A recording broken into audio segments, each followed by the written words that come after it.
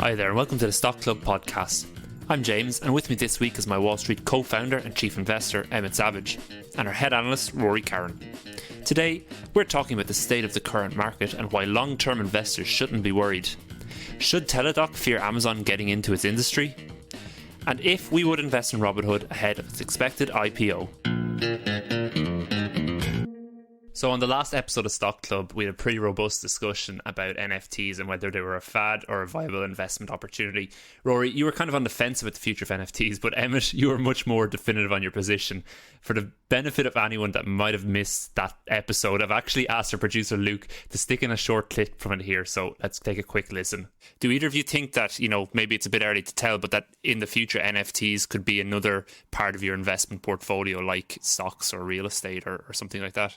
No. And I'm not. No, I think it's a bubble. So, Emmett, after listening to that, calling NFTs a bubble, I believe you've updated your opinion somewhat. Well, I'm in a privileged position to get feedback on everything I say and practically everything I think. So I was, in the absolute purest sense of the word, I was inundated after last week's or fortnights ago Stock Club, and I'd like to read a prepared statement I've written by our legal team and the NFT Association of America. All right, okay, I have done a U-turn because since the last Stock Club, I have had conversations with some of the best and brightest minds in business and in science about NFTs. And in fact, I just got off a 1 hour Zoom with my friend Declan this morning, who even created a mind map and sent me the mind map to understand the absolute impact of NFTs. And I don't have it here in front of me, but he used the mind map to explain to me how, Jack Dorsey used Ether to sell his first tweet, as we know. And, he moved through a complete and thorough explanation of why, his prediction that Square eventually will offer NFTs, via smart contracts, via Ethereum. And, it was one hell of an explanation. I have to say, I have to dive into it. And now I have to say I'm far more informed, for example, on why Tidal was such a great investment. And I only wish I knew last week what I know this week, but there you have it. And I've done a U-turn. I actually am a believer. And I'm not saying that because so many smart people have contacted me, but I can actually now see the practical application. I've seen the light. Yeah. Folks, not everything by NFT. I think you should have just doubled down. Like, no, don't want to know. I'm delighted that you've come around to everything I said after listening to other people tell it to you. Yeah, he said so many other smart people, Rory. That's a bit of a... But do you ever when you grow up with someone and then you hear they're an outstanding success, you're like, them. So like him. It's like when you find your brother has basically got the Nobel Prize for economics. You're like, that idiot got a Nobel Prize. So I think Rory and I, at a socially distant level, I'm within 5 kilometers of our home, walked yesterday, and we shared a lot of investment ideas and thoughts. And I was reminded, Rory, about how brilliant you actually are. So from here on in, I'm going to ask you first. I'm just wondering how much Rory paid you yesterday on that walk, because your tone has completely changed. But anyway, we'll move on. So after a stellar 2020, over the last few weeks, some investors have actually found out that stocks go down as well sometimes. Emmett, what's going on? I thought stocks only went up. In the long term, they do, James, but you're right. And when you look at the S&P 500, the Standard & Poor's 500, which is, as our listeners, or the vast majority of our listeners know, a ball of 500 big companies who dominate their different industries. Like yesterday at market close, it was just a shave below 4,000. So it was at 3,958, and its 52-week high was 3,983. So the S&P 500 is still floating at or very near its absolute all-time high since 1957. Yeah. So a lot of our listeners are like, yeah, but what's happening in my portfolio? And as I wrote in Horizon there about a week or so ago, we buy stocks with a beta greater than 1, which means that when the stock market as a whole goes up, as growth investors, our stocks grow proportionately more, which means when the stock market takes a drop, our stocks drop proportionately more. However, when you kind of dive into the rationale of that, you see the stock market, for every down day it has a 2.55 up days. So it stands to reason long-term investors should buy stocks with a beta greater than 1.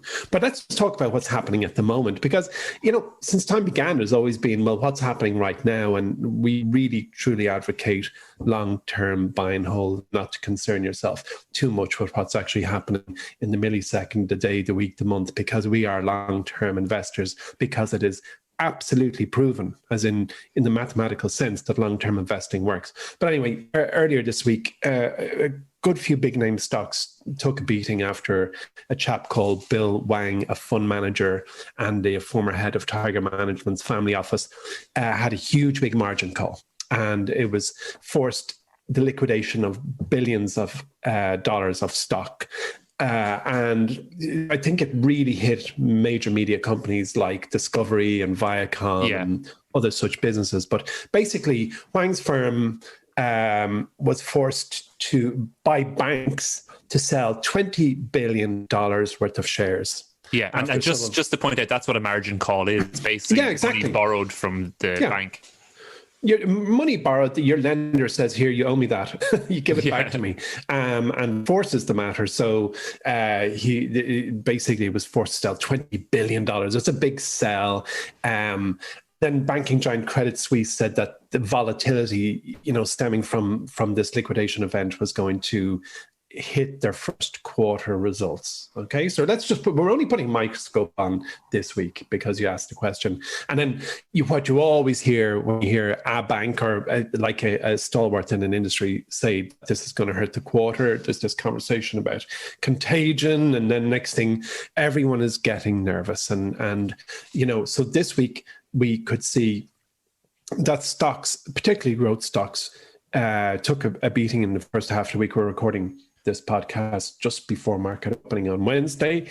So I do not know what happens later today. We do not know as this podcast goes live what happened on Thursday and Friday. And then there's other things in the backdrop. A little bit.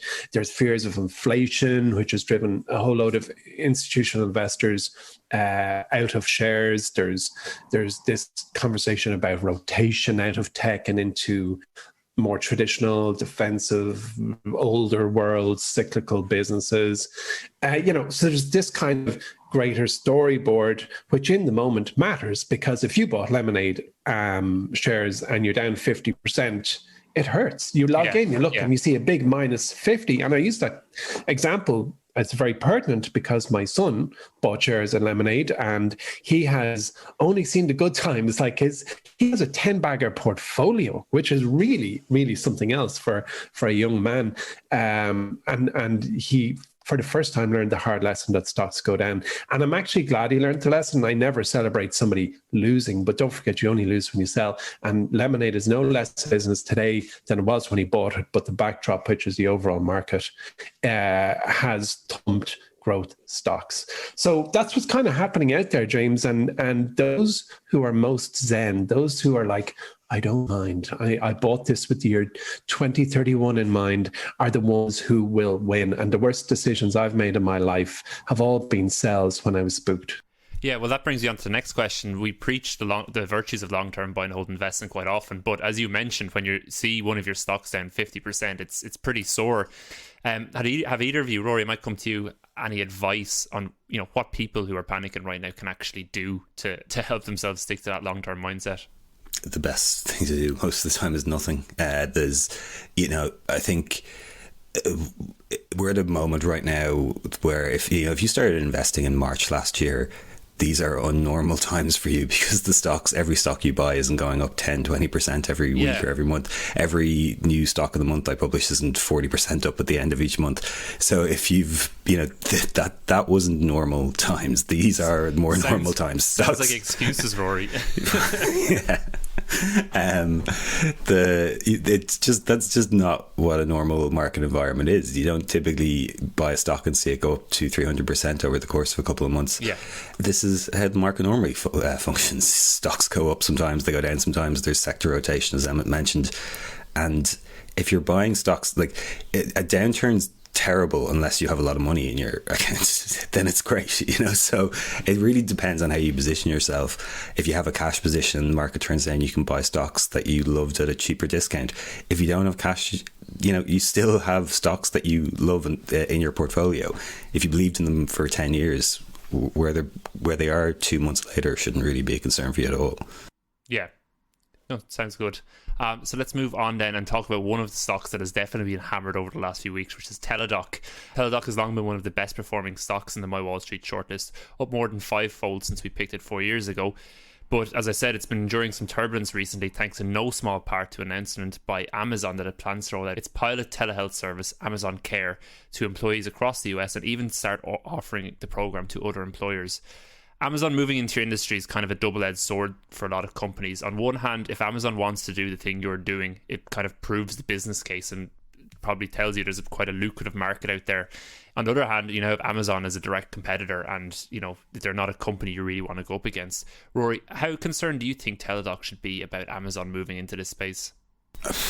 Little to no worry, to be quite honest. Really? This is a story as old as time, or at least as old as Amazon's been around.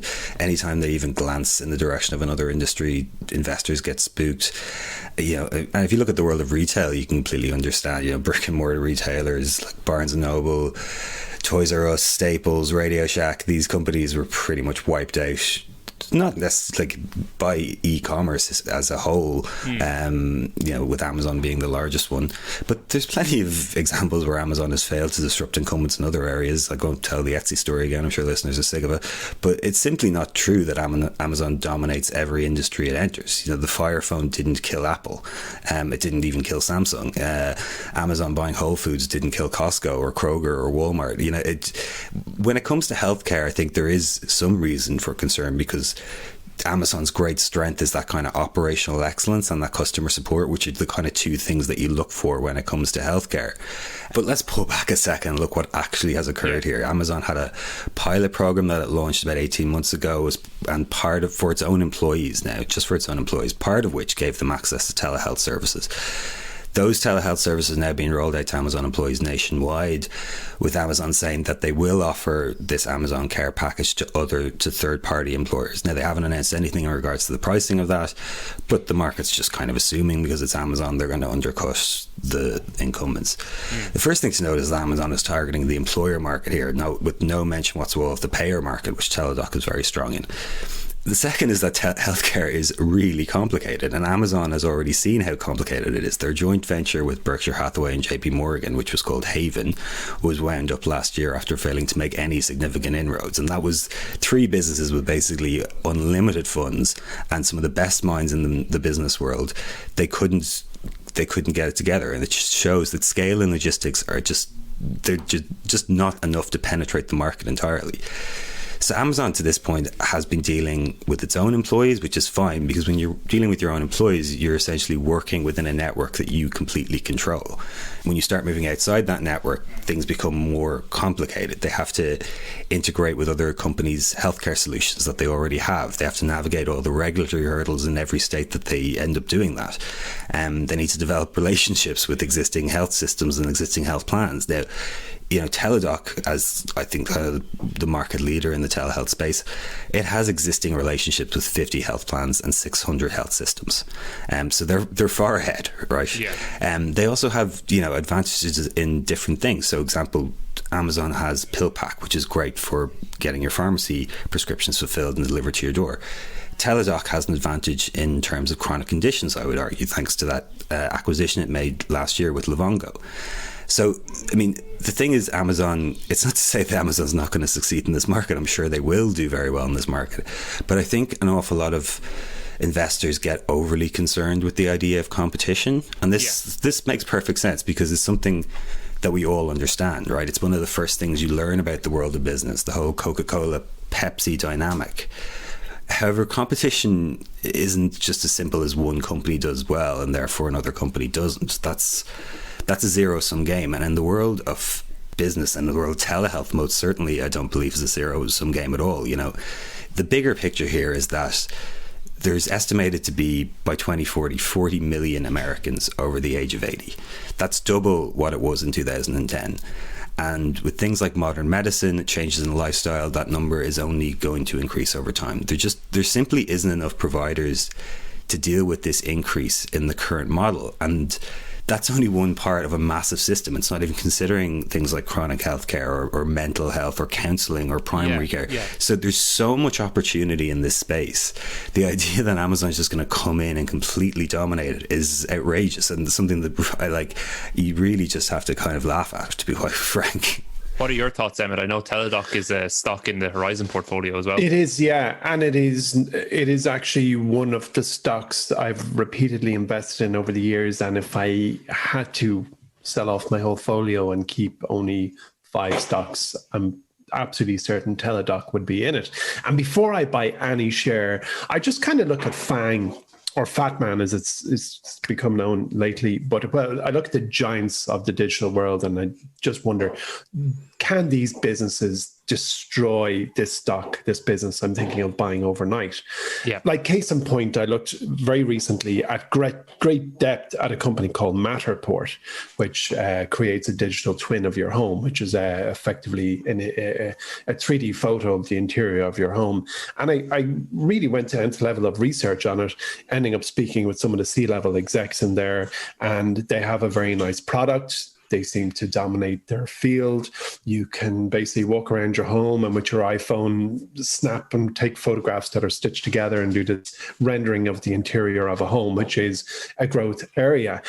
However, I decided I wasn't investing, and after a solid week of research, just thought, you know what? Apple can switch this functionality on overnight on their phone. I'm not going to invest. Apple may never do that, but it was just one of their people said that they see Apple as a partner. And I was like, maybe you do, but Apple don't regard anyone as a partner. And they see it as a competitor or someone they ignore. And they either decide they're going to buy you out or do what you're doing if they so choose. So taking that, and I look at Teladoc, and for all the reasons that Rory just explained, I don't see Amazon succeeding in the telehealth space in the same way as Teladoc have succeeded and will continue to grow. And even though, Jeff Bezos has called, Amazon is the best place in the world to fail, like he said that, he's kind of instituted a culture where, quote unquote, failure is acceptable. The footprints of those failures, and I hate using that word, are all over Amazon. Yeah. I mean, they launched an Instagram-like kind of shopping platform called Spark in 2017. They had a restaurant delivery business called in 2015. I think it was just called Amazon Restaurants. They have all the examples that Rory gave: the phone, dash buttons, Amazon tickets, endless.com. They had a hotel booking website called Amazon Destinations. They had, the list goes on and on. They had a platform for small and medium-sized businesses to set up their own store and start selling online directly to customers, which they shut down. They had Amazon Local, Amazon Wallet, Amazon Local Register, which was kind of like Square-like payment system. They had WebPay. They had virtually all the businesses we admire, so not all of them, a whole lot of the businesses we admire today are giants today. At one stage, Amazon had a look and went, maybe, because Jeff Bezos has instilled a culture of give it a shot. And I completely understand why people would get spooked. Like, oh no, Amazon is coming for Teladoc. But the complexities of telehealth are far, far greater than a Zoom call between someone who is unwell and a qualified professional. It is extremely complex, and Rory touched on those complexities. So, I'm not going to be so, I suppose, glib as to say I'm not worried in a dismissive way, but I'm not worried. I'm not worrying. As I said, if I had to reduce my folio to 5, I'd keep Teladoc, and I'd live with the risk that Amazon might enter the space successfully, have decided they're entering the space and might be a success. Yeah. And I suppose just to talk about Teladoc more widely then, so even before this Amazon announcement, Teladoc shares had been struggling. What's going on there? Do you think that's just part of the kind of wider tech sell-off we've been seeing, Emmett? Yeah, I mean, I do, James. I think, every stock is informed every day by two factors: the microeconomics, in other words, its own story within its own ecosystem and competitors, and then the macroeconomics, which we touched on at the top of the podcast, which all things to do with inflation. And I think between those two factors, which is, oh no, Amazon are coming after us, coupled with, treasury bonds offering a better rate of return, money is leaving some of the greatest businesses. And we are being handed a time machine. We're getting stocks at kind of a year ago prices. A lot of the stocks we like. I don't. That's just the way it goes. That's the system in which we are participating. But we're all going to be grown-ups here, and we're not going to panic, because panic results to bad decision making. Absolutely. It got caught up in the stay-at-home narrative as well, as a lot of companies did.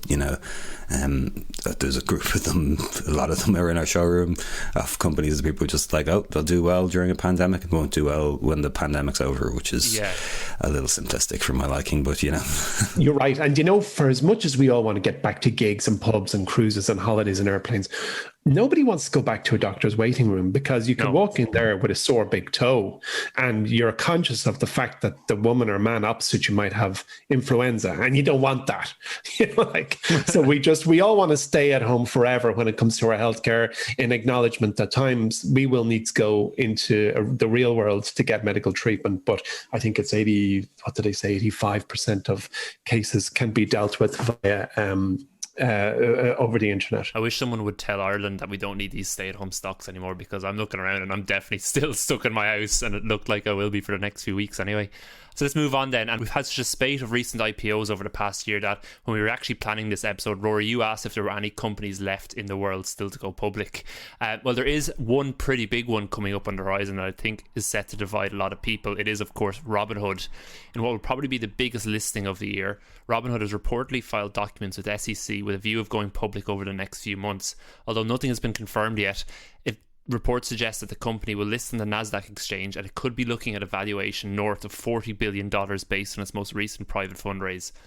Robinhood has become the go-to exchange for thousands of retail investors thanks to its user-friendly app and, more importantly, its zero commission trading.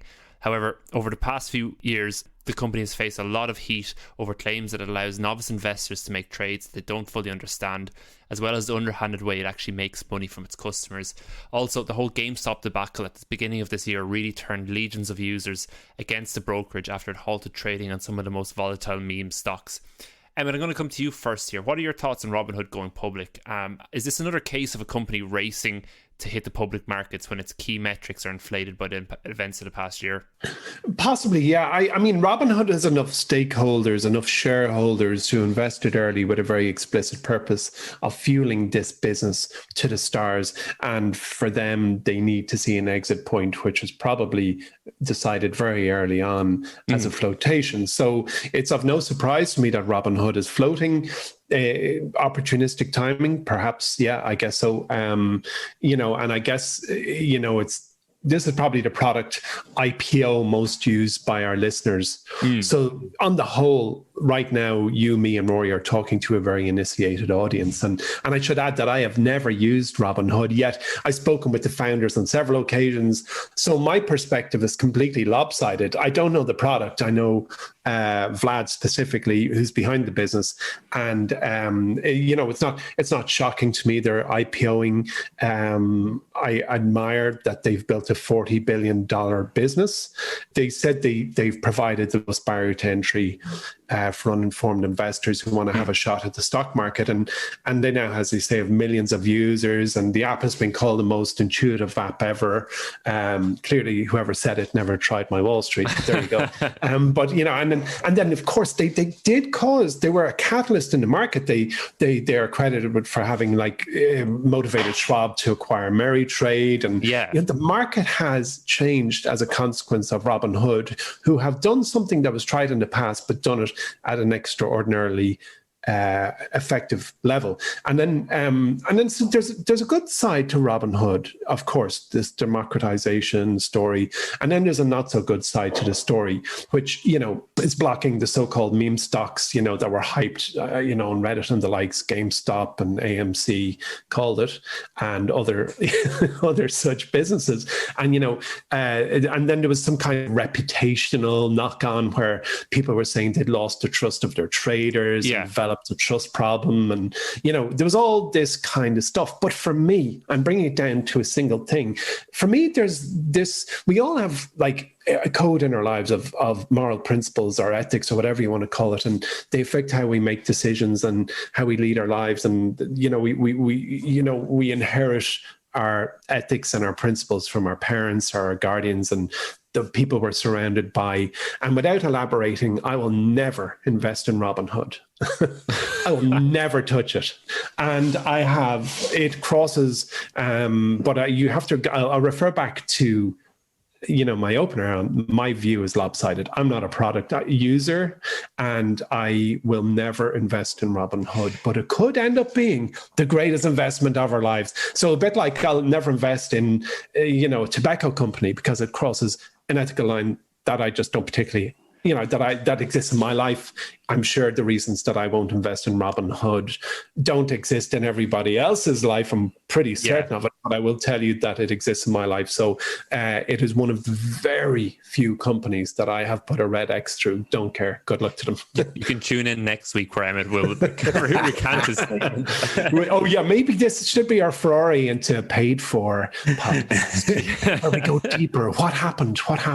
And I'll be like, do you want to know what happened? I'm going to tell you what happened. Actually, folks, at the end of the podcast, we need a button where they can click now and hear what happened.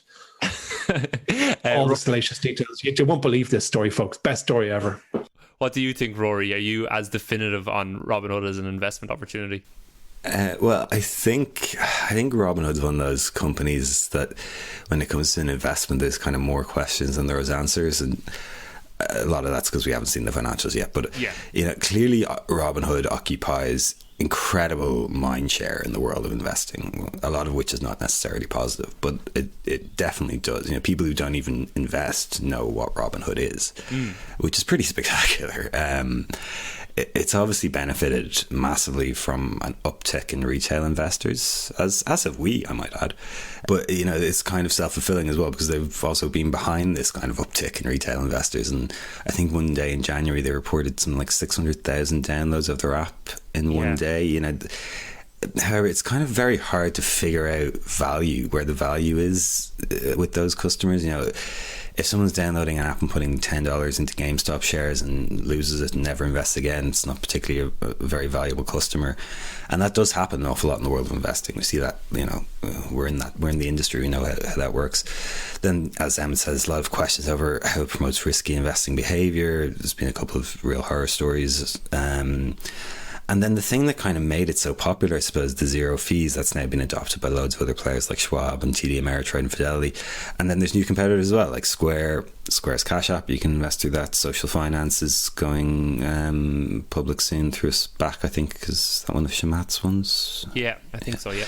So it's a crowded marketplace. It's gotten on the bad side of a lot of its customers in some respects, and it just seems like how much is that mind share worth? Essentially, that's what you're trying to value. You're trying to value that its position in a space, because most of what else it offers is copyable, or it's out there in other forms. So it's going to be interesting to see what their financials look like and how they go about the IPO process as well. I've heard that they're looking at ways to let users buy the IPO, which, regardless of what you think of the company, I think that's a great thing to do. And so it's going to be an interesting IPO, an interesting whole process. And I wouldn't put a big red X through them yet, but maybe a smaller kind of asterisk to red X. A smaller X. But speaking of Robinhood, I think a lot of credit has to be given to them, as you mentioned, for really revolutionizing the idea of stock investing and make it very accessible. And in many ways they kind of strike me as Facebook, Facebook's famous motto of move fast and break things. And companies have to adopt this approach in disrupting industries. But I suppose, Emmett, the problem is in the financial industry, you really have to be careful what things you break.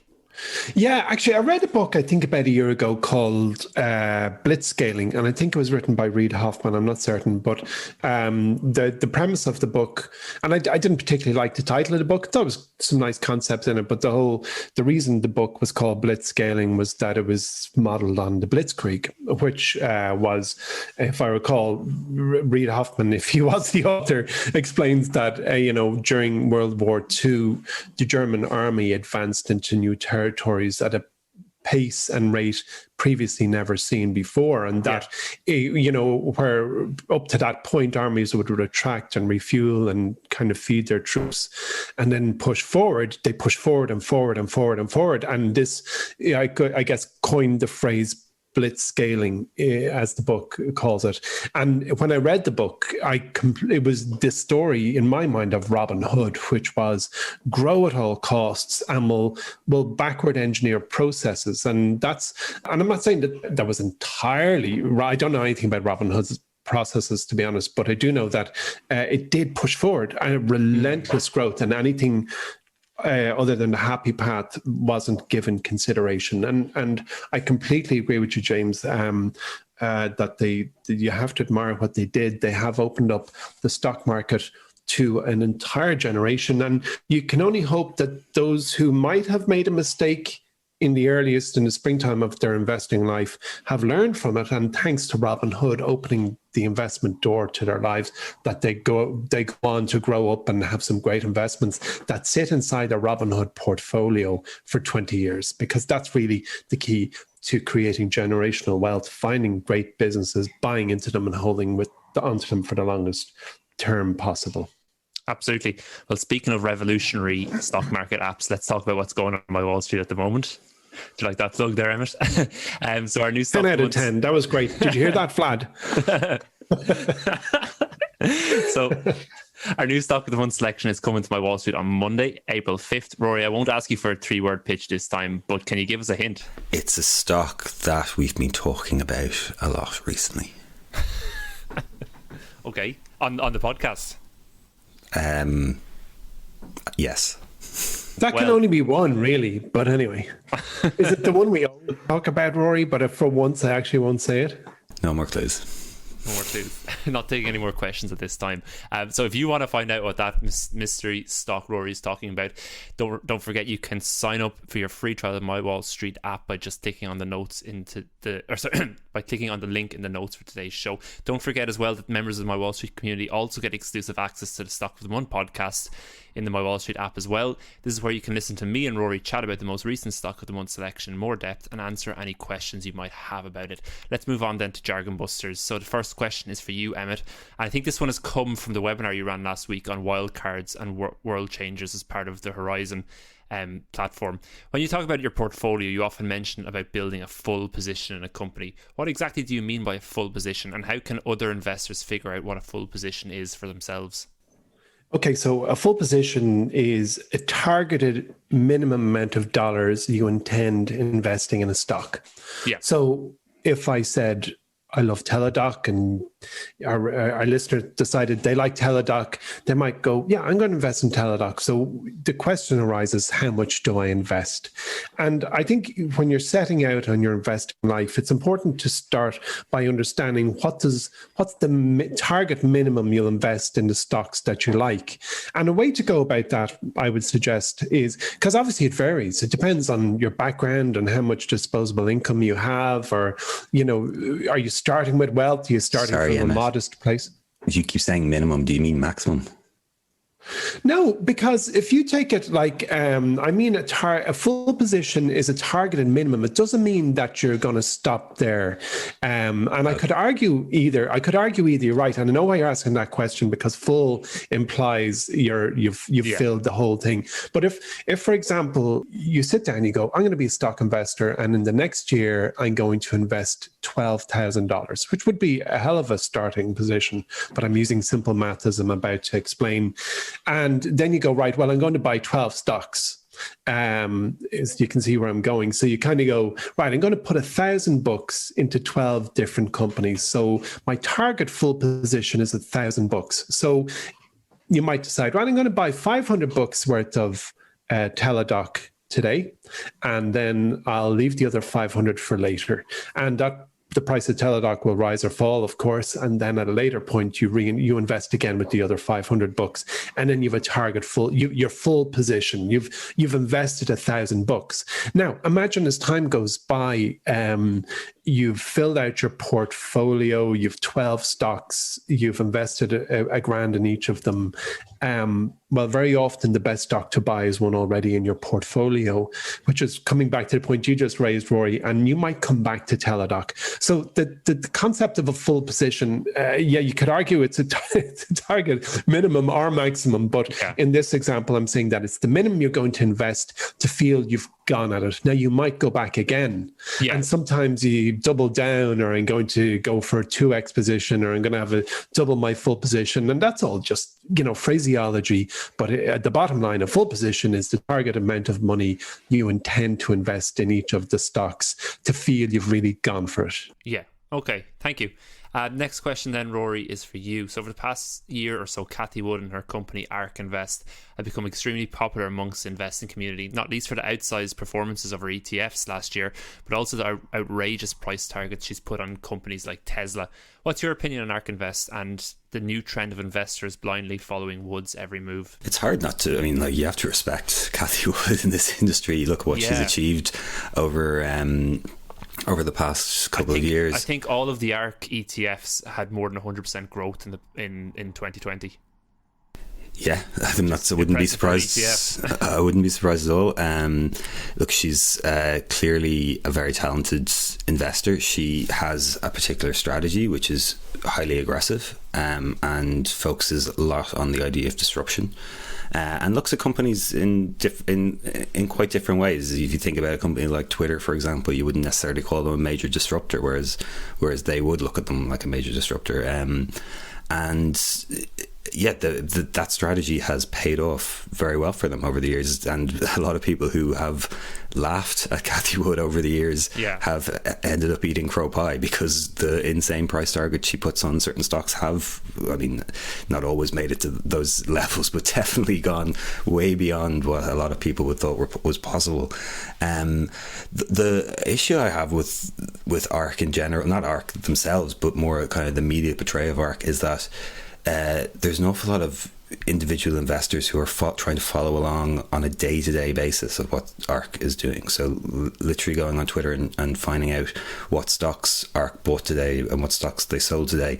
And that's a terrible thing for an individual investor to do, because you're trying to take what is essentially a kind of fund strategy into an individual portfolio, which will never work and will leave you decimated in terms of fees and trading fees, and you're not operating on the same level. You don't understand how the fund is working behind the scenes in terms of the way they hedge, the way they position their portfolio.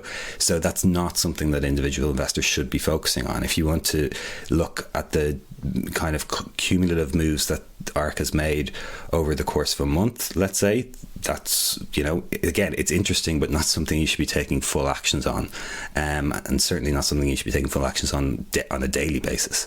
But definitely, follow Cathie Wood on Twitter, follow some of the analysts that she has on Twitter. They're very insightful people, and people you should learn from. Yeah, and I believe they actually just recently launched a space ETF as well, which, funnily enough, has companies like Netflix and stuff in it too. So interesting to watch that. I saw that. I think they might have stretched themselves a bit on the space ETF, but we'll see. Okay, so let's move on to our elevator pitch then to finish out today's show. So I'm giving you guys a pretty easy one today. I want you to just pitch me an under the radar stock that you're researching or keeping an eye on at the minute. Rory, I'll come to you first. So a company I've been looking at for the past couple of months is, I think it's under the radar. I don't know what the definition of under the radar is, but I certainly haven't seen a lot of people talking about it on financial Twitter. It's a company called Encino. The ticker symbol is NCNO. And Encino, what first got me interested in Encino was the fact that they kind of have a couple of similarities with another business in our showroom called Viva Systems. Viva Systems is a CRM platform for the life sciences industry, which is built on Salesforce and partly owned by Salesforce.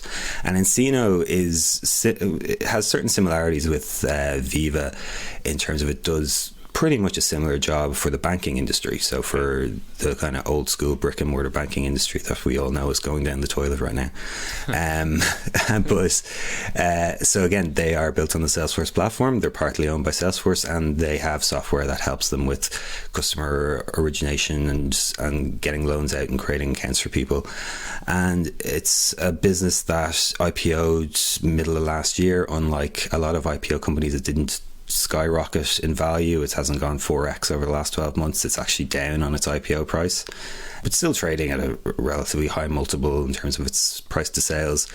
However, digging around, asking a couple of people, the kind of scuttlebutt about the company is that the banks love it. It's a solution that they're all, or a lot of them, are looking at. Ones who have used it are very happy with it, and it's a business that I think could potentially be added to the showroom at some point. So that's what I'm keeping my eye on. Cool. So that company again is called? It's called nCino, and the ticker symbol is NCNO. Cool. Sounds good. Emmett, what company are you looking at the minute? Yeah, I like nCino as well, actually. So Snap on that front. Well, below the radar, under the radar, there was one. I had a call during the week with a friend of mine in America, Chad Ferguson, who I know for many years, and he's a wonderful stock investor. And we were swapping ideas as you do when you eventually get into a flow with a conversation with a friend who's into it. And he pitched a stock to me, which it is below the radar. It was very below the radar for me. It's a micro cap stock, so immediately it's risky. And I'm very, very early in my research of the business. By no means am I as acquainted with it as Rory is with nCino. And it's called Curiosity Stream. And Curiosity Stream's tickers CURI. And Curiosity Stream was founded by the guy who founded the Discovery Channel. And actually, when Rory and I were chatting yesterday, as someone, Rory, who's going through a documentary binge, what's your challenge this year, Rory? To watch a documentary one a week, is it? Yeah, I'm watching a documentary once a week. It's been great so far. Yes, actually, that's a conversation unto itself. But either way, Curiosity Stream is, for all intent and purposes, or at least it wishes to be, a documentary Netflix. But it is, now, let's not get too caught up in comparisons with Netflix. It's $20 a year for its HD package. So it's a very, very inexpensive service. It's a streaming service of documentaries. When I look through their content library, the vast, vast majority of it is the kind of stuff that you wouldn't, really watch, to be perfectly frank. But they do seem to have some very good documentaries. So those into their documentaries, and willing to drop $20 a year would do so in Curiosity Stream. It's growing fast. They have a kind of $10 a month package to watch their documentaries in 4K, which is like $70 a year to watch 4K. So it's a business that's growing. It has a niche. It's founded by someone who has history with the Discovery Channel. As far as I can see, he owns more than half the shares at the moment. So the business's decisions fall entirely to his pleasure. So I'm interested in it, and it's growing fast. And I think it might just be a very interesting small cap business, super below the radar at the moment. But revenue is growing fast. Earnings or bottom line profit, not so, as you'd expect in the growth phase, but I am interested. Yeah, sounds like a good one. Rory, you must check them out for us. Come back with a report. We'll do a full report on whether I would watch any of the documentary. Annie, now that's something. Yeah. If the answer is none, I'm going to lose interest. That's surely a business expense, Rory, isn't it? $20 a month. My New Year's resolutions don't fall under company expenses. Yeah. And James, it's $20 a year. It's not $20 a month. Year? Oh, okay. Yes. So it's really cheap. You can probably stretch to that, Rory.